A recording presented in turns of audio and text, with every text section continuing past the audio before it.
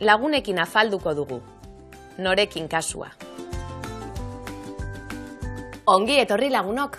Bideo honetan noren konpainian gauden adierazten ikasiko duzu. Begira, gaur enago bakarrik.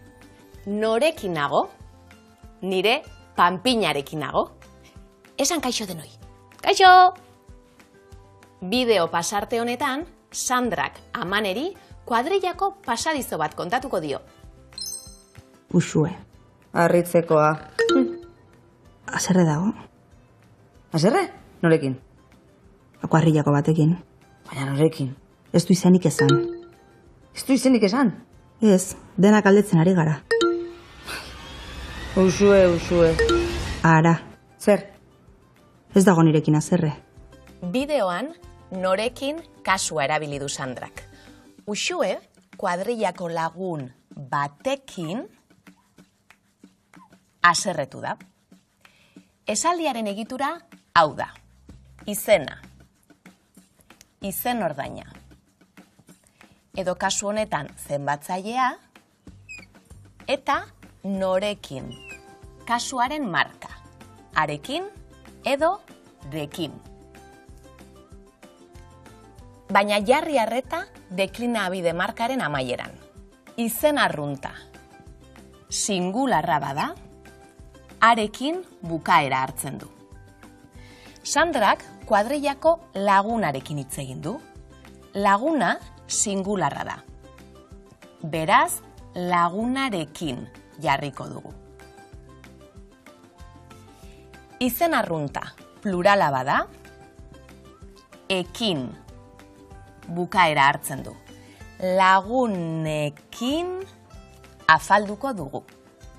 Izen bereziekin, izen ordainekin, edo mugagabean, zenbatzaileekin, hitza bokalez amaitzen bada, rekin bukaera hartzen du. Hitza kontsonantez amaitzen bada, ekin bukaera hartuko du. Ikus adibide hauek. Uxue ez dago Sandrarekin haserre. Ez dago nirekin haserre. Uxue kuadrillako batekin haserretu da. Lagundu esaldiak osatzen. Norekin kasua singularrean. Sandrak lagun arekin hitz egin du. Norekin kasua pluralean. Lagun ekin afalduko dugu. Izen bereziekin. Uxue ez dago Sandra rekin haserre. Izen ordainari amaiera jarri. Ez dago ni rekin haserre. Noren konpainian gauden edo harreman adierazteko, norekin kasua erabiliko dugu.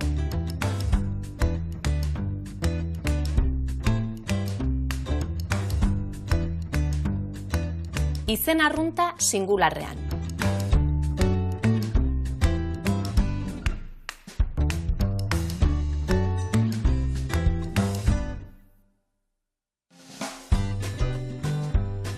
Izen arrunta pluralean.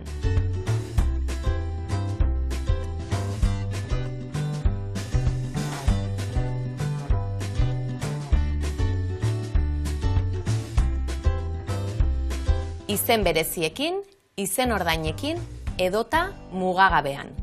Adibidez, zenbatzaileekin.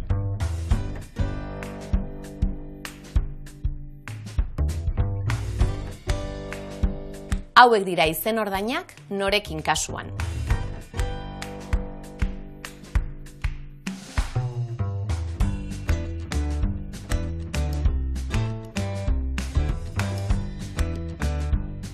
Ondo ibili eta laster arte.